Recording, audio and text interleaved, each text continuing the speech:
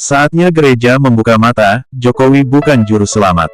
Oleh Christovita Wiloto, founder IELET Indonesia, Indonesia Young Leaders. Gereja yang membisu dalam era kejahatan kekuasaan. Berbahagialah orang yang miskin di hadapan Allah, karena merekalah yang mempunyai kerajaan sorga. Matius 5 ayat 3. Di saat bangsa ini dirundung kegelapan kekuasaan, ketika hukum dijadikan alat politik dan rakyat kecil makin terpinggirkan, justru gereja, yang seharusnya menjadi suara kenabian, memilih diam. Umat Kristen di Indonesia, secara kolektif, seperti dibutakan oleh mitos kekuasaan Jokowi.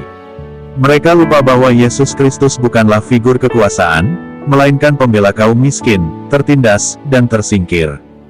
Berbahagialah orang yang berduka cita, karena mereka akan dihibur. Matius 5 ayat 4. Namun di tengah penderitaan rakyat kecil, gereja terlalu sibuk merayakan seminar rohani, membangun gedung mewah, dan bersuah foto dengan pejabat. Lalu di mana suara kenabian itu? Berbahagialah orang yang lemah lembut, karena mereka akan memiliki bumi.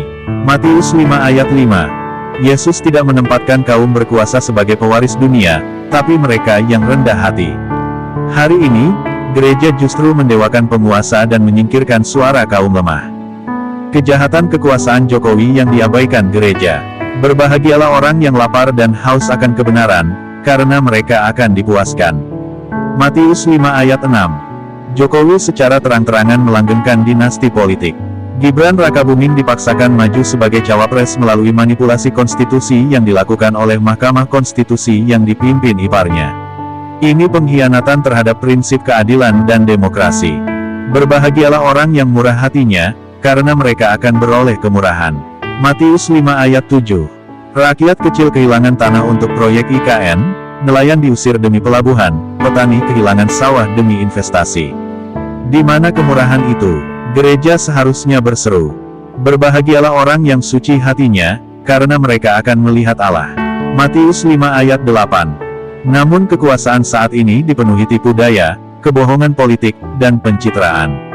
Pemimpin dimuliakan seperti juru selamat, padahal tindakan-tindakannya bertolak belakang dengan kebenaran Injil. Berbahagialah orang yang membawa damai, karena mereka akan disebut anak-anak Allah.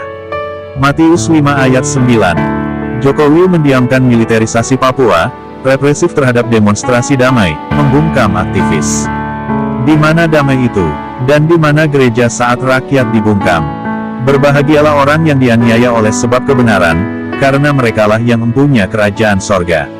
Matius 5 ayat 10. Aktivis HAM dipenjara, jurnalis dikriminalisasi, dan gereja tetap